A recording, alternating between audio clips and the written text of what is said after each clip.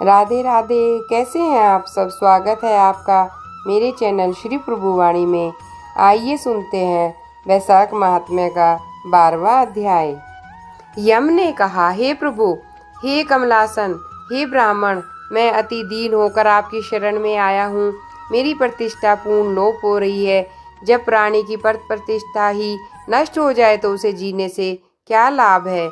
जो अपने स्वामी के द्वारा नियुक्त कार्य को नहीं कर पाता है उसे घुन की योनि प्राप्त होती है। जो बिना काम के खाता है, इस योनि में रहकर उसे 300 वर्ष तक नरक भोगना पड़ता है। जो निष्प्रय होकर अपने स्वामी का कार्य पूरा नहीं कर पाता, वह कौवे की योनि पाता है। जो अपने कार्य में तत्पर रहकर भी स्वामी के कार्य को बिगाड़ देता है, वह चूहों की योनि को पाकर 300 वर्ष तक नरक भोगता है। जो समर्थ होने पर भी कोई कार्य नहीं करता, उसे बिल्ली की योनि प्राप्त होती है। हे प्रभु, मैं आपकी ही आज्ञा के अनुसार प्रजा के धर्म का साधन बनता हूँ और उनके कर्मों के अनुसार पाप और पुण्य की व्याख्या करता हूँ। धर्म और शास्त्र को जानने वाले ऋषि एवं मुनियों द्वारा बताए मार्ग का अनुकरण करता हूँ, सबको फल देता हूँ। हे स्वामी, अब मैं आपके द्वारा नियुक्त पद पर कार्य करने में पूरी तरह असमर्थ हो रहा हूँ। राजा कीर्तिमान ने पृथ्वी से आपके द्वारा स्थापित नियमों को उखाड़ फेंका है।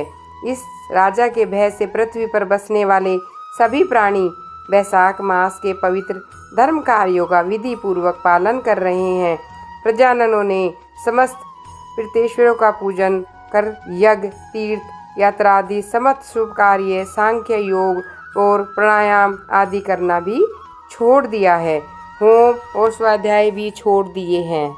नाना प्रकार के पाप करने पर भी उनके वंश के माता पिता एवं उनके ससुर तक के वंशधर 26 पीढ़ियों तक के जीव समस्त पापों से मुक्त होकर दिव्य देह को धारण कर भगवान विष्णु के लोक को चले जाते हैं।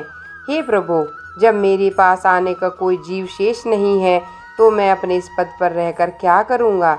इस कारण आपके द्वारा दिए गए इस दंड को और पद को आपके चरणों में रखकर स्वयं इस पद से सेवा मुक्त होना चाहता हूँ।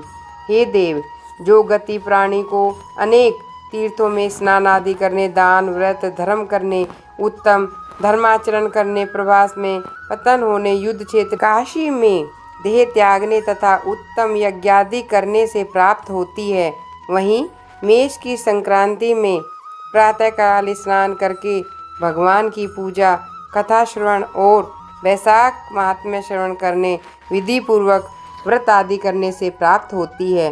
वैशाख मास का सेवन करने वाला समस्त पापों से मुक्त होकर दिव्य देह धारण कर भगवान विष्णु के लोक को प्राप्त करता है। राजा कीर्तिमान की आज्ञा के अनुसार उसकी समस्त प्रजा पापों से मुक्त होकर भगवान विष्णु के दिव्य लोक को प्राप्त कर रही है। अतः यह राजा मेरे सबसे बड़ा शत्रु है, साथ ही आपका भी शत्रु है।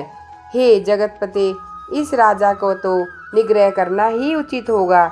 यदि इस राजा का कोई उचित प्रबंध नहीं किया गया तो वह भगवान विष्णु के चरणों के सहारे समस्त पृथ्वी के जीवों को अपने साथ विष्णु लोक को ले जाएगा। हे ब्राह्मण, हे देव, राजा कीर्तिमान ने तो तेरे पद की समस्त मर्यादा को नष्ट कर दिया। हे देव, षष्ठ मार्जन की बात तो कभी पुराणों तक से नहीं सुनी। किसी क्षत्रिय राजा ने इस प्रकार का कभी भी व्यवहार नहीं किया। इस राजा कीर्तिमान को छोड़कर ऐसा कोई राजा पृथ्वी पर नहीं हुआ जो भगवान विष्णु के चरणों में इतना तत्पर रहा हो। इसने षष्ठ मार्जन की घोषणा करके वास्तव में सभी प्राणियों को पुण्यशील बना दिया। फलतः पृथ्वी के जीवों का यमलोक में जाने का मार्ग भी रुक गया। बोलो विष्णु भगवान की जय।